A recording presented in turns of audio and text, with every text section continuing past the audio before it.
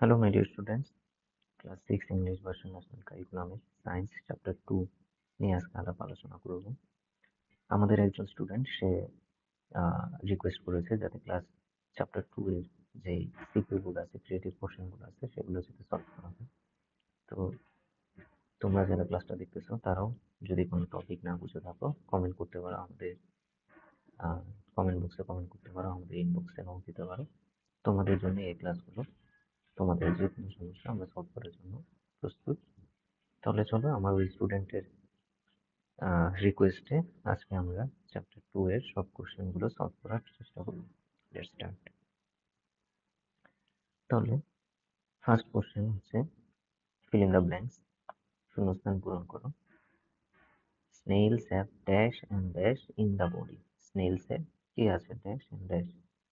স্নেইলের বডিতে কি আছে? তাহলে চলো আমরা স্নেইল সম্পর্কে খুঁজে আসি। স্নেইল কোথায় আছে? এই দেখো স্নেইলের টপিকটা এইখানে। Snails and oyster fall yet into another group. Snail এবং ওয়েস্টার আরেকটা গ্রুপে পড়ে। Their body are not segmented, তাদের বডি কি সেগমেন্টেড না, ভাগ ভাগ না। And usually covered with hard shell, তাদের বডি হার্ড শেল দিয়ে কিন্তু covered. They have muscular foot, এবং তাদের মাস্কুলার ফুট রয়েছে। স্নেল মানে হচ্ছে শামুক, আমরা সবাই বা অনেকেই শামুক দেখছো।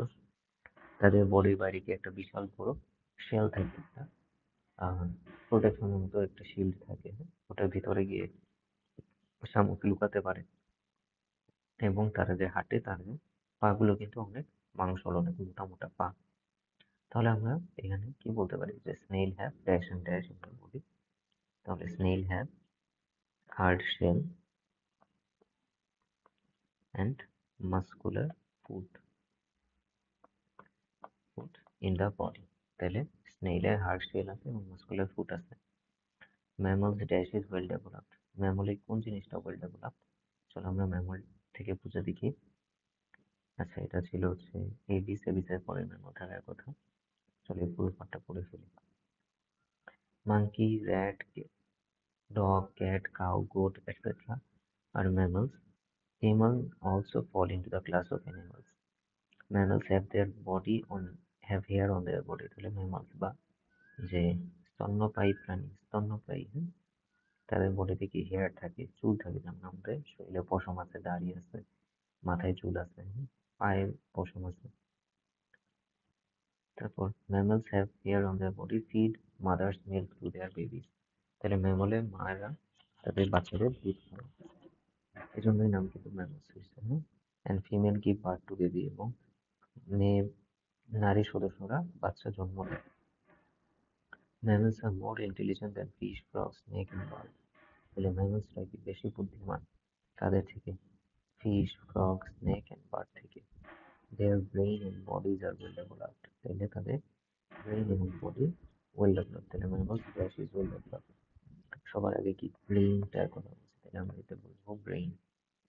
Mammals brain is well developed, তাদের যে মস্তিষ্ক সেটা কি অনেক বেশি উন্নত, এই কারণেই মানুষকে সৃষ্টির সেরা জীব বলা হয় মানুষকে, কারণ মানুষের ব্রেইনটা হচ্ছে উন্নত।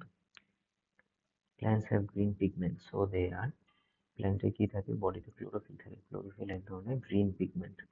তাহলে গ্রিন পিগমেন্ট থাকার কারণে তাদের সুবিধাটা কি? চলো আমরা এখানে প্ল্যান্টটি থেকে দেখি। ওকে, এই দেখো প্ল্যান্টটিতে কি বলছে, they usually they can prepare their own food, so they are autophytic. Autophytic কারণ কি, তাদের বডিতে পিগমেন্ট থাকে। পিগমেন্টের নাম কি? ক্লোরোফিল। ওকে, ক্লোরোফিল পিগমেন্ট থাকার কারণে তাদের বডি গ্রিন হয়, এবং গ্রিন হওয়ার কারণে তারা হচ্ছে নিজের ফুড নিজে প্রডিউস করতে পারে, এই জন্য তাদের কি বলা হয়? অটোফাইটিক। ওকে, অটোফাইটিক খুব ইম্পর্টেন্ট। সরি।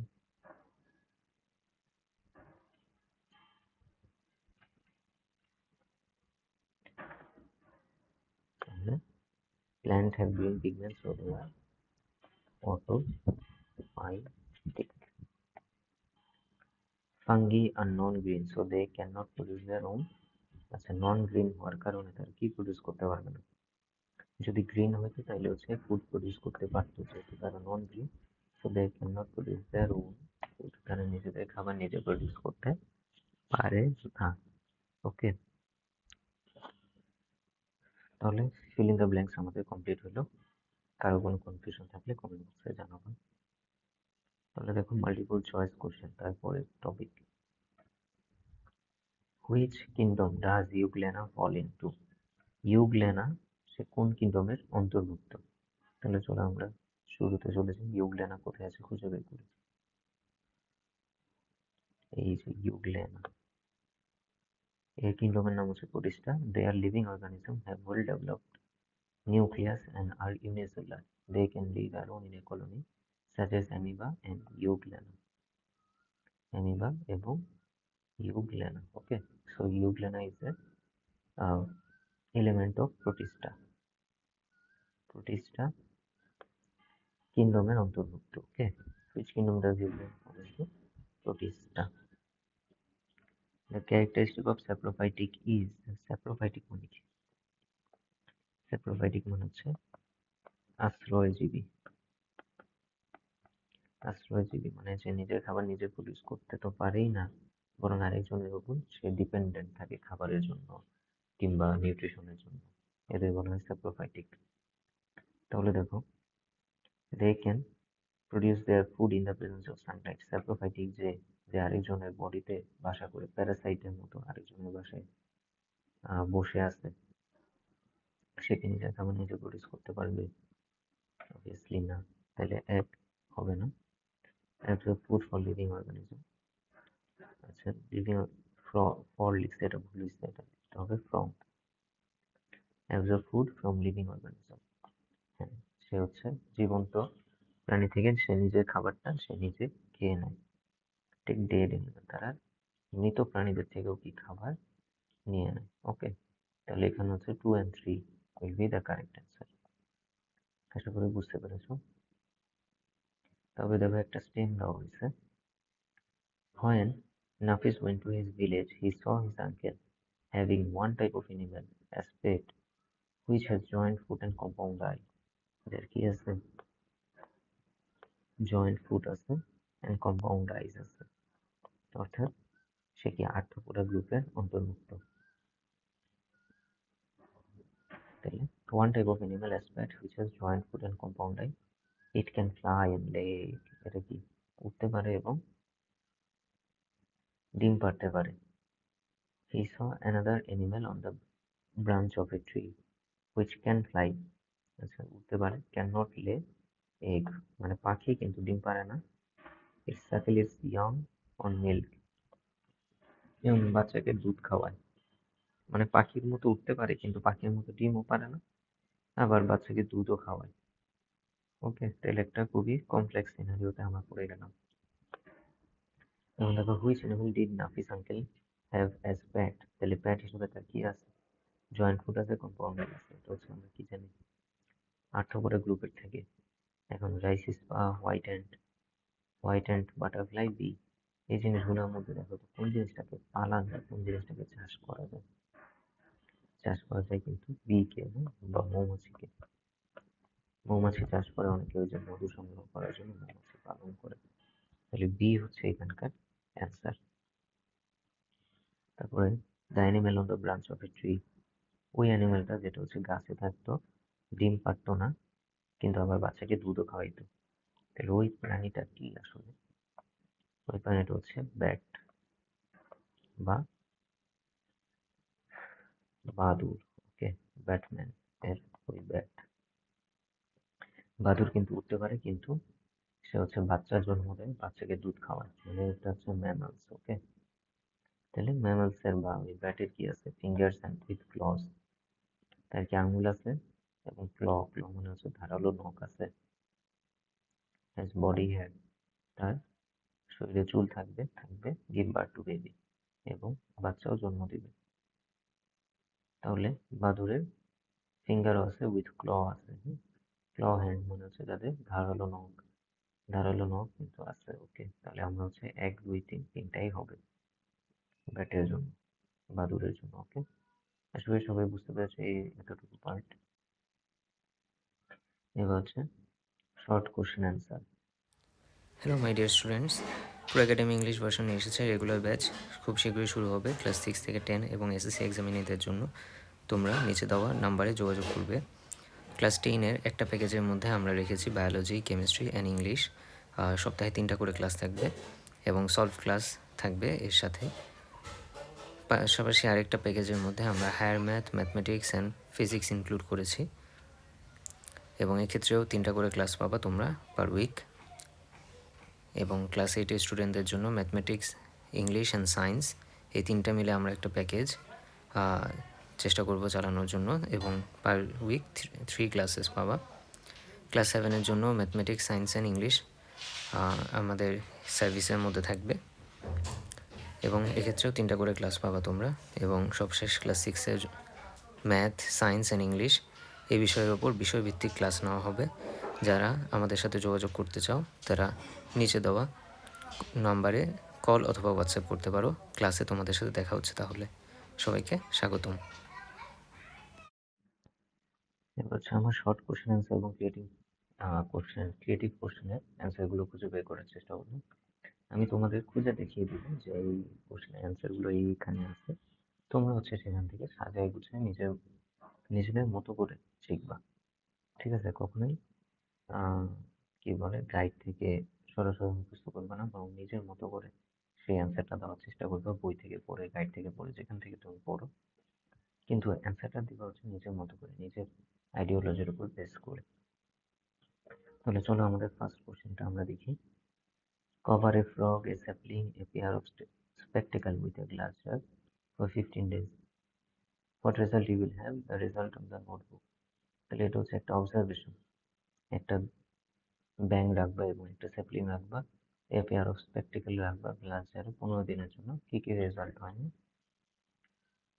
তারপর হচ্ছে ক্যারেক্টারিস্টিক অফ অ্যাম্ফিবিয়া। অ্যাম্ফিবিয়ার ক্যারেক্টারিস্টিক, অ্যাম্ফিবিয়া আমরা গাইড বই থেকে খুঁজে নিই অ্যাম্ফিবিয়া কোথায় আছে। এই হচ্ছে অ্যাম্ফিবিয়ান্সের পার্ট, যে এইখান থেকে এই পর্যন্ত। এইখানে পড়ার মাধ্যমে হচ্ছে তোমরা অ্যাম্ফিবিয়া সম্পর্কে জানতে পারবে এবং সেই অ্যান্সারটা লিখবা। তাহলে এটা হচ্ছে ডিফারেন্স বিটুইন মস, ফার্ন, মোর্স, এগি এন্ড ফার্ন। এটা কোথায় আছে অ্যান্সার, আমি তোমাদের হচ্ছে অ্যান্সারটা কোথায় আছে সেটা দেখিয়ে দিব। তোমরা হচ্ছে সেখান থেকে নিজেদের মতো করে অ্যান্সারটা সাজাবা। মোস্ট ফরেন এলগি, এটা আছে হচ্ছে এটা নন ফ্লাওয়ারিং প্ল্যান্টের এইখানে। ফার্স্টের এই পার্টটা হচ্ছে অ্যালগি, ঠিক আছে। তারপরে এই পার্টটা হচ্ছে মস এবং লাস্টে এই পার্টটা হচ্ছে ফার্ন। তাহলে মস, ফার্ন, এলগি সম্পর্কে তোমরা এখানে ডিটেলসে ধারণা পাবা এবং তারপরে ডিফারেন্স লিখবা। ডিফারেন্সটা লেখার সময় তোমরা হচ্ছে একটা টেবিল বানাবা, ঠিক আছে। এইদিকে থাকবে হচ্ছে ট্রেড, মানে কি বিষয়ে পার্থক্য। তারপর এখানে থাকবে মনে করো মস, এখানে থাকবে ফার্ন, এখানে থাকবে অ্যালগি। এইভাবে হচ্ছে পার্থক্যগুলো লিখবা, ঠিক আছে। বক্স করে বক্স আকারে শিখবা, তাহলে সেটা মনেও থাকবে বেশি এবং তোমাদের জন্য ইজি হবে।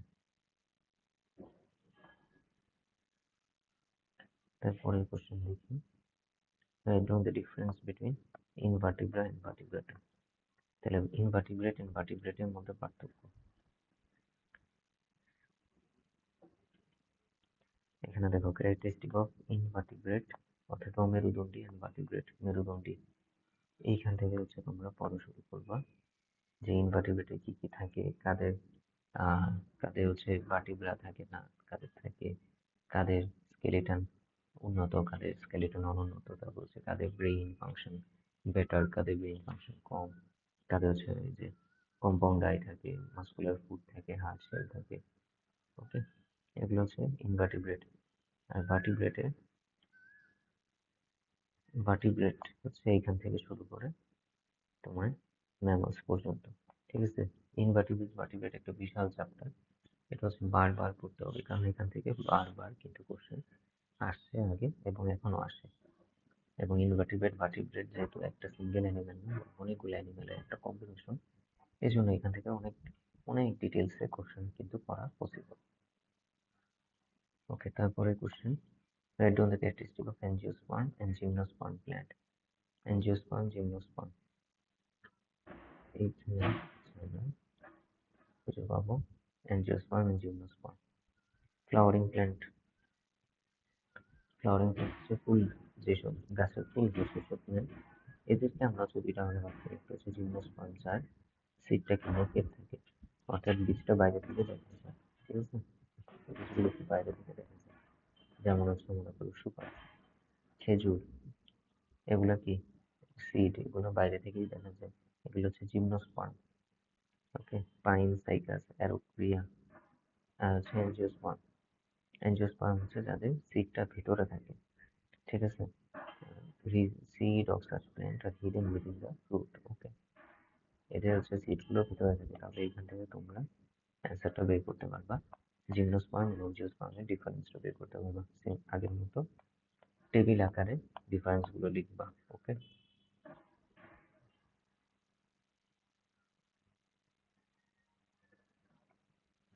তাহলে আমাদের শর্ট কোশ্চেনের অ্যান্সার শেষ। হচ্ছে ক্রিয়েটিভ কোশ্চেন, হোয়াট ইজ ইনভার্টিব্রেট? ইনভার্টিব্রেট মানে কি, যাদের বডিতে ভার্টিব্রা থাকে না, লাইফের কোনো একটা স্টেজেও কোনো ভার্টিব্রা থাকে না, তাদের হচ্ছে ইনভার্টিব্রেট বলা হয়।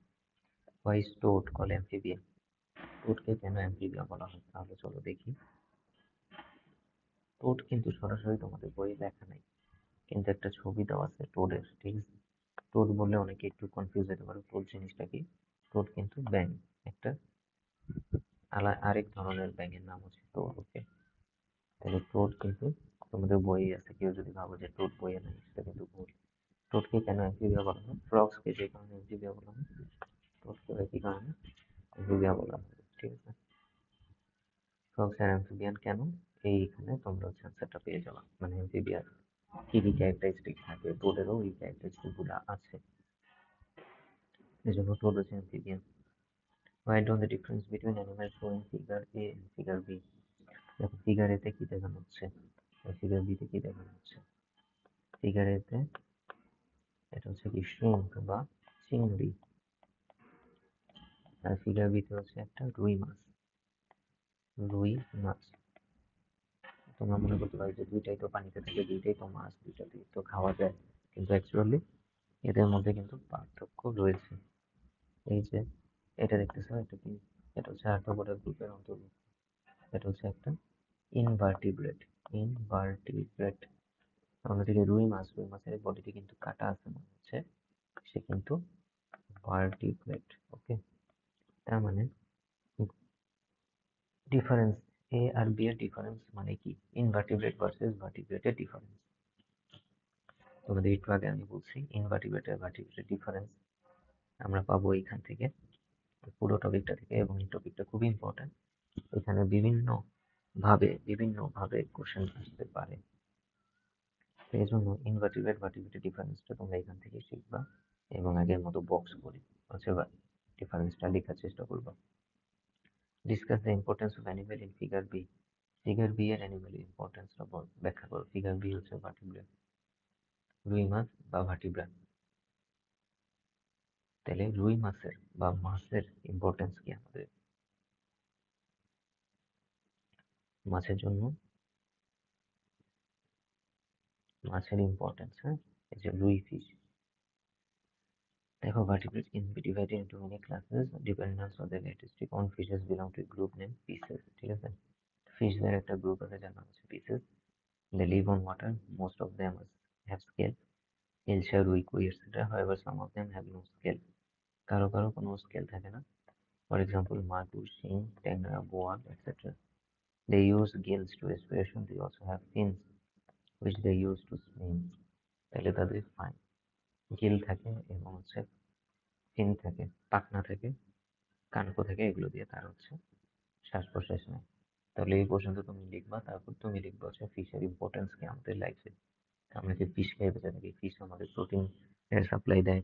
তারপর হচ্ছে তোমার বিভিন্ন ধরনের যে ব্যবসায়ী আছে, ঠিক আছে, যারা হচ্ছে মাছ পালন করে, ফিশ পালন করে, পরে ফিশ বিক্রি করে, এতে তাদের ইকোনমিক একটা লাভ হয়। এইভাবে হচ্ছে তোমরা অ্যান্সারটা সাজাবা। তবে হচ্ছে আমাদের 2 number creative question, what is flowering plant? যেসব প্ল্যান্টে হচ্ছে ফুল দেয় তাদের বলা হয় ফ্লাওয়ারিং প্ল্যান্ট। এইখানে আছে দেখো ফ্লাওয়ারিং প্ল্যান্ট, তাহলে flowers are born in the flowering plant. Mango, jackfruit, safflower, China roses, so their body can be differentiated into root, stem, and leaf. ঠিক আছে? তাহলে plants which can give flowers are born in which plants are called flowering plants. Okay.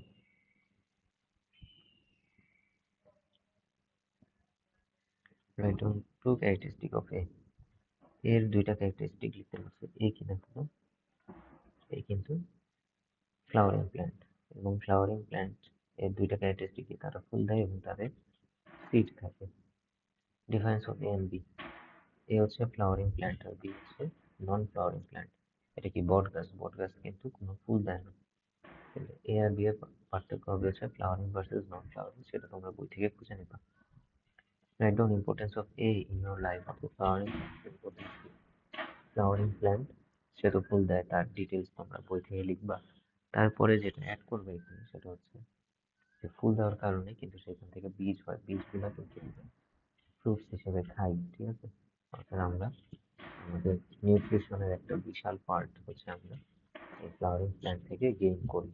এই জিনিসগুলো তোমার নিয়ে আসবা। হচ্ছে এখানে ইকোনমিক কি কি লাভ হয়, বিভিন্ন ব্যবসায়ী হচ্ছে মনে করো অনেকে ডাব বেচে, অনেকে খেজুর বেচে, এই বিক্রি করার মাধ্যমে তাদের কিন্তু একটা ইকোনমিক বেনিফিট হয়।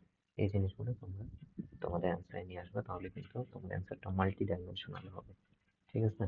একে তো তুমি সাইন্টিফিক ইনফরমেশন তো তুমি দিয়েছো বই থেকে, পাশাপাশি তুমি যখন আদার এসপেক্ট গুলো, অন্যান্য দিকগুলো তোমার অ্যান্সারে তুলে ধরবে, তখন কিন্তু তোমার অ্যান্সার একদম ফুলফিল হবে। ওকে, আশা করি তোমরা এই ক্রিয়েটিভ কোশ্চেনের অ্যান্সারগুলো বুঝতে পেরেছো। তোমাদের আর কোনো কনফিউশন থাকলে, আর কোনো চ্যাপ্টারে, আর কোনো টপিকে যদি ক্লাস লাগে আমাদের জানাবা, আমরা ওই টপিকের উপর ক্লাস নেওয়ার চেষ্টা করি। সবাইকে ধন্যবাদ।